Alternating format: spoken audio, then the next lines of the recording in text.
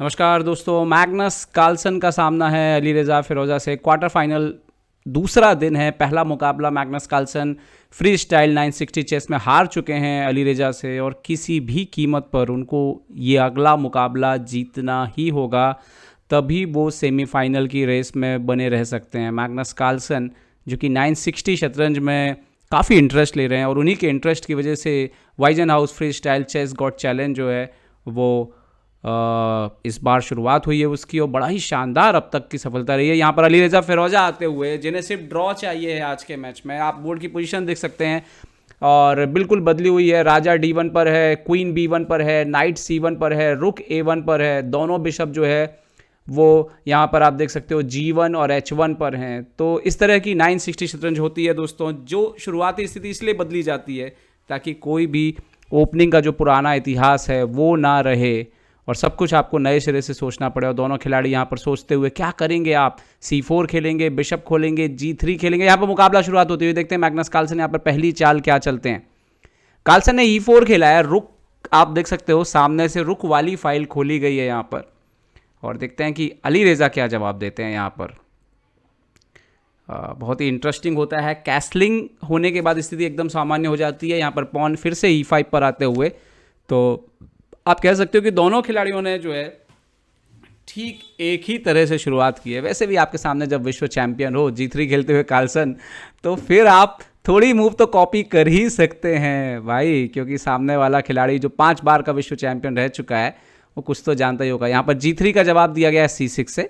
थोड़ी स्थितियाँ बदलती हुई यहाँ पर, और यहाँ पर आप देख सकते हो ओके कार्लसन ने यहाँ पर C3 खेला है। तो एक बार फिर से अगर ये यहाँ पर G6 खेल दें अली रेज़ा, तो ये ऑलमोस्ट सिमेट्रिकल हो जाएगा, एकदम बिल्कुल एक सा हो जाएगा। और यहाँ पर अली रेज़ा वही करते हुए अपने बिशप पर थोड़ी सी जान फूंकते हुए, नॉर्मल शतरंज होती तो ये सेटअप जो है कुछ यहाँ पर आप कह सकते हो किंग्स इंडियन से मिलता जुलता हो सकता था, वाइट की तरफ से, ब्लैक की तरफ से। लेकिन चूंकि मोहरों की स्थिति अलग है फिलहाल, तो ऐसा नहीं है। नाइट आता हुआ यहाँ पर E3 पर मैग्नस कार्लसन का, जो कि F5 और D5 और C4 के महत्वपूर्ण स्क्वायर्स को कंट्रोल कर रहा है। यहाँ पर नाइट E6 पर आता हुआ, बिल्कुल कॉपी पेस्ट स्थिति चल रही है, सिमेट्रिकल, बिल्कुल सेम।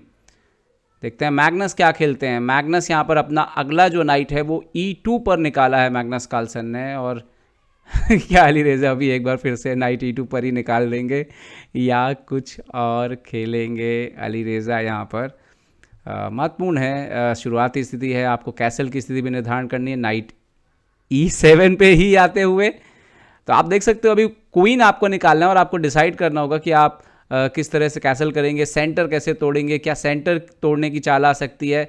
यहाँ पर देखिए मैग्नस कार्लसन ने क्या खेल दिया है। मैग्नस कार्लसन ने यहाँ पर रुक जो है वो खेल दिया है F1 पे, मतलब कि है वो F4 की भी तैयारी कर, रुक F8 अली रेज़ा ने खेल दिया है, मतलब कि कैसल जब भी कार्लसन करेंगे वो लॉन्ग साइड कैसल ही होगी।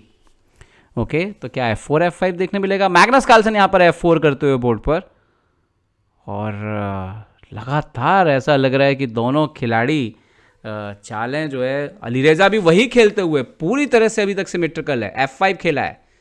लेकिन कब तक आप सफ़ेद की मूव को कॉपी करेंगे। कभी ना कभी एक ऐसी स्थिति आएगी जहां पर काले को अपनी राह बदलनी पड़ेगी, और क्या वहां पर मैग्नस कार्लसन कुछ एडवांटेज ले सकते हैं। यहाँ पर मैग्नस कार्लसन F/E5 मारते हुए, क्या आप क्वीन से मारेंगे, बिशप से मारेंगे, किससे आप मारेंगे, क्योंकि नेक्स्ट मूव में D4 आएगा और यहाँ से सिमेट्रिकल स्थिति टूटना तय है, क्योंकि अब आप कॉपी नहीं कर सकते, क्योंकि यहाँ पर आपको टेम्पो लूज करना पड़ेगा। उन्होंने D4 का पॉन मारा है। ओके, मैग्नस कार्लसन यहाँ पर खेलते हुए रुक इनटू F8, और अब आपके नाइट को पीछे जाना पड़ेगा, और ये स्थिति अब बिल्कुल एक सी नहीं रह जाएगी, क्योंकि कार्लसन के नाइट तो ठीक है, बट आपके नाइट मतलब ब्लैक का नाइट जो है उसकी जगह बदली है।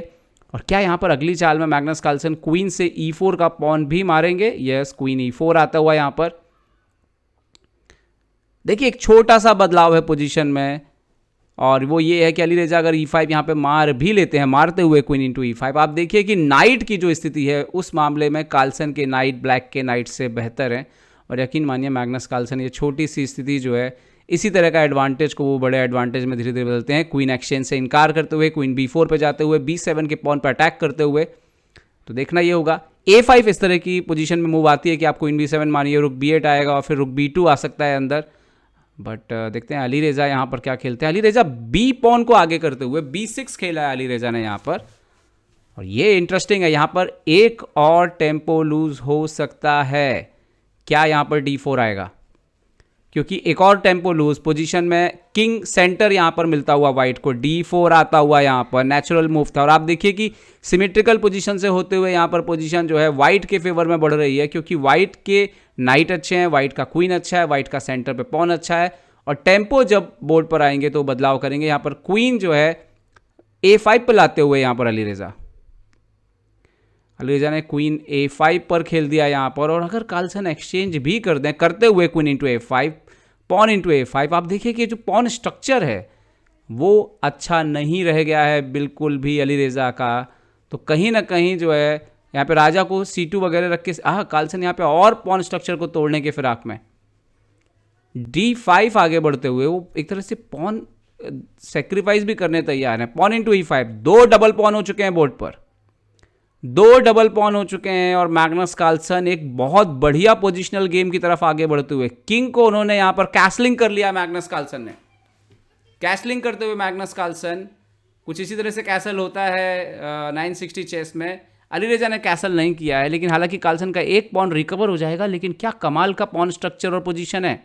Knight into D5, pawn recover करते हुए मैग्नस कार्लसन, आप देख सकते हैं दोनों के पास 5 पॉन है, लेकिन 3 पॉन बिल्कुल ख़राब हैं ब्लैक के कंपेयर टू वाइट का कोई भी पॉन ख़राब नहीं है। नाइट C6 यहाँ पर खेलते हुए अली रेज़ा फिरोज़ा। मैग्नस कार्लसन यहाँ पर अपने बिशप को इंप्रूव करते हुए गेम में लाते हुए बिशप E3 से निकाला है उन्होंने बाहर। दोनों के खेल में ऑलरेडी एक रुक एक्सचेंज हो चुका है, तो थोड़ा अलग सा एंड गेम है जहाँ पर चारों माइनर पीसेस हैं लेकिन एक रुक है। नाइट E6 पर आता हुआ यहाँ पर अली रेज़ा का। तो अगर देखें तो पोजीशन में 3 टारगेट हो सकते हैं अली रेज़ा के पॉन्स पे, A5, A7 और D7 वाला बिशप को खेलते हुए मैग्नस कार्लसन G2 के स्क्वायर पर। और अब ये बिल्कुल नॉर्मल शतरंज की पोजीशन है, एक एंड गेम आप कह सकते हैं। किंग को सामने से हटे हैं D फाइल से E8 पर ले जाते हुए यहाँ पर अली रेज़ा फिरोज़ा। और अब देखना ये है कि कार्लसन एडवांटेजेस स्थिति में तो हैं, फ़ायदा तो उठाएंगे, पर कैसे उठाएंगे। पॉन खेलते हुए यहाँ पर A3 पे पॉन को लेकर के आए हैं मेरे ख्याल से, शायद B4 की तैयारी यहाँ पर दिख रही है। यहाँ पर बिशप F7 खेला है अली रेज़ा फिरोज़ा ने अपने बिशप को डेवलप करते हुए। और कार्लसन एक मजबूत स्थिति में, लेकिन मजबूत स्थिति बस से कुछ नहीं होता है, आपको कन्वर्ट करना होता है मजबूत स्थिति। यहाँ पर नाइट F4 जाते हुए एक प्रकार से नाइट एक्सचेंज ऑफर कर रहे हैं। क्या अली रेज़ा इसको एक्सेप्ट करेंगे? अगर करते हैं तो बिशप काफ़ी स्ट्रांग हो जाएगा, नाइट और पोजीशन जितनी खुलेगी उतना अच्छा है अली रेज़ा के लिए। यहाँ पर G5 किया अली रेज़ा ने, उन्होंने बोला कि मारना है तो आप मारिए और मैं पॉन से मारूंगा, और उसके बाद फिर आपके नाइट के लिए प्रॉब्लम है स्क्वायर ढूंढना, तो इसीलिए यहाँ पर पीछे आना होगा मैग्नस कार्लसन को। नाइट आते हुए मैग्नस कार्लसन H3 पे G5 के पॉन पर अटैक करते हुए एक प्रकार से सवाल पूछते हुए कि क्या आप यहाँ पर H6 चलेंगे या कुछ और करेंगे आप। H6 करते हुए यहाँ पर अली रेज़ा, और एक बार फिर से अपने नाइट को शायद मैग्नस कार्लसन रीरूट कर सकते हैं, यस, वापस लाते हुए उसको गेम में नाइट F2 से। यही एक बड़े खिलाड़ी की निशानी कि उन्हें पता होता है कि रास्ता क्या है, कहाँ से किस मोहरे को वापस गेम में लेकर के आना है, और यही उन्हें दूसरे खिलाड़ियों से अलग करती है बात। यहाँ पर D6 करते हुए, कंट्रोल करते हुए D6 का स्क्वायर, की कभी नाइट E4 आए तो बिशप E5 के जरिए आप उसको गार्ड कर सकते हैं। लेकिन यहाँ पर मैग्नस के पास और भी चाल है। नाइट E4 आता हुआ, अब आप बिशप E5 आएंगे भी तो मुझे लगता है कि कहीं ना कहीं नाइट F6 चेक देके G4 का स्क्वायर पकड़ा जा सकता है। यहाँ पर बिशप E5 आते हुए अली रेज़ा फिरोज़ा, मैग्नस कार्लसन कैसे टारगेट करेंगे। यहाँ पर नाइट F6 चेक देते हुए नाइट EF6 चेक है, देखते हैं किंग कहाँ हटेगा। और अली रेज़ा के सामने दिक्कतें तो हैं बहुत। यहाँ पर किंग F8 हटे हैं अली रेज़ा, यहाँ आएंगे अगर D फाइल में तो अलग प्रॉब्लम था। किंग F8 और मेरे ख्याल से यहाँ पर yes night D7 check, king G7, और मुझे लगता है कि यहाँ पर एक बिशप गेम से हटेगा ताकि डबल बिशप की पोजीशन में फ़ायदा मिले मैग्नस कार्लसन को। तो नाइट इंटू E5 यहाँ पर देखने के लिए मिल सकता है। देखते हैं मैग्नस क्या चुनते हैं, सोच रहे हैं फिलहाल तो नाइट इंटू E5 यहाँ पर मैग्नस कार्लसन मारते हुए बिशप जो है वो गेम से एलिमिनेट होते हुए D इंटू E5 यहाँ पर मारा है अली रेज़ा फिरोज़ा ने। और अब ये जो स्थिति है वो बहुत ही इंटरेस्टिंग है। वाव, B4 क्या कमाल की चाल है।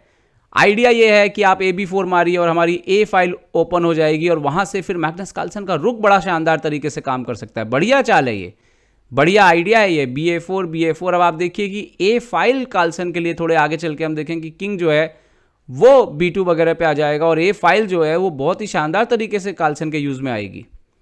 ओके, यहाँ पर G4 खेला है अलीरेजा ने। यहाँ पर एक और पॉन कमिट करते हुए मेरे ख्याल से जितना वो कमिट करेंगे, फिक्स करेंगे पॉन स्ट्रक्चर, उतना मैग्नस कार्लसन के लिए स्थिति आसान बनेगी। किंग आते हुए मैग्नस कार्लसन B2 पर, A5 अभी तैयार है मैग्नस कार्लसन के लिए और अलीरेजा के लिए स्थितियाँ अब मुश्किलों से भरी हुई।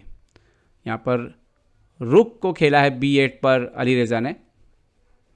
हालांकि A5 का थ्रेड जरूर है, बट यहाँ पर मैग्नस कार्लसन के पास कई अच्छी चालें हैं और उसमें से एक चाल मैग्नस कार्लसन चलते हुए नाइट C7, फ्री में नाइट नहीं दिया है, C6 का नाइट लेने की तैयारी है।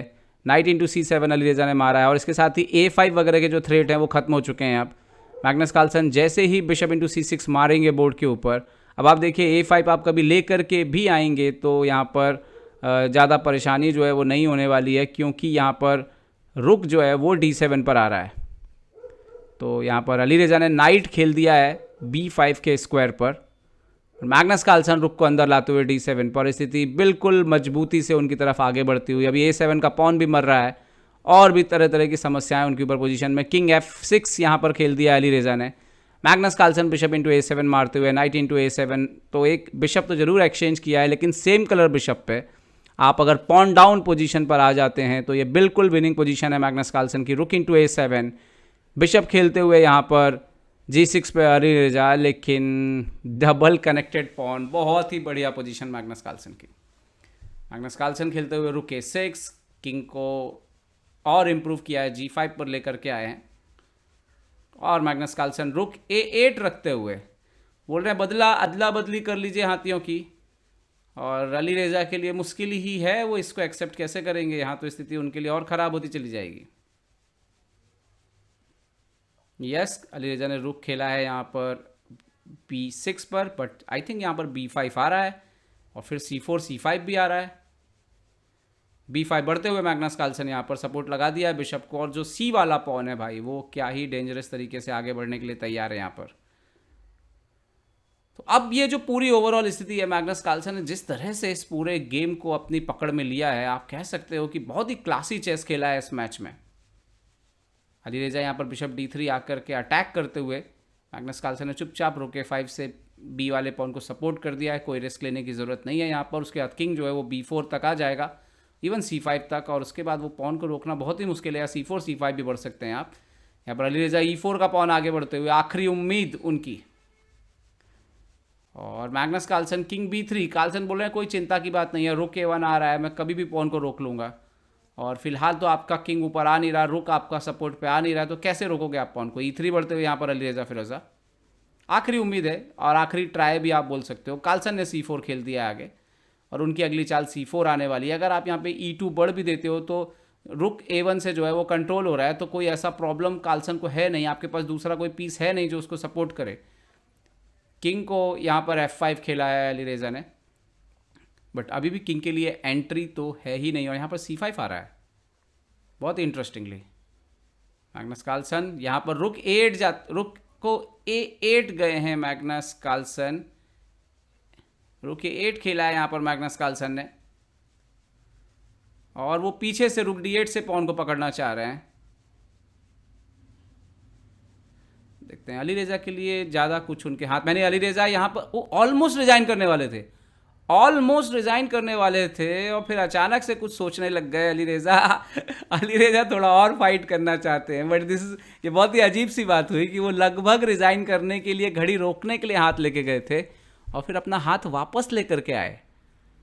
ऐसा हम देखते कम है, बट अलीरेजा यहाँ पे रिजाइन करते हुए फाइनली, और मैग्नस कार्लसन के नाम एक और जीत दर्ज होती हुई ऐसे समय जब उनको इसकी सबसे ज़्यादा ज़रूरत थी। इसके साथ ही दोनों खिलाड़ियों का जो स्कोर है वो 1-1 हो गया है क्लासिकल इस क्वार्टर फाइनल के बाद, और अब यहाँ पर टाई ब्रेक के 2 ब्लिट्ज मुकाबले होंगे जिससे तय होगा कि कौन सा खिलाड़ी जो है वो अगले दौर में जाएगा। जब अलीरेजा आ जाए तो उनको सिर्फ ड्रॉ चाहिए था, लेकिन वो हार गए मुकाबला। कार्लसन जब आए तो उनको जीत के अलावा और कुछ नहीं चाहिए था। कार्लसन ने जीत दर्ज करी और एक बार फिर से वो रेस में शामिल हो गए खिताबी दौड़ में, जिसमें वो कल के बाद थोड़े पीछे नज़र आ रहे थे। लेकिन मैग्नस कार्लसन इसीलिए जाने जाते हैं, जोरदार वापसी करने के लिए ही हमेशा जाने जाते हैं। और मैग्नस कार्लसन वो वापसी एक बार फिर से करके दिखाते हुए, और अली रज़ा के लिए अब एक बार फिर से काम बिल्कुल जीरो से शुरू होगा। आपको टाई ब्रेक के मुकाबले जीतने होंगे, तभी आप आगे जा सकते हैं, अगले दौर में प्रवेश कर सकते हैं। तो ये था हमारा चेस बेस इंडिया हिंदी का ये प्रसारण। उम्मीद है आपको पसंद आया होगा।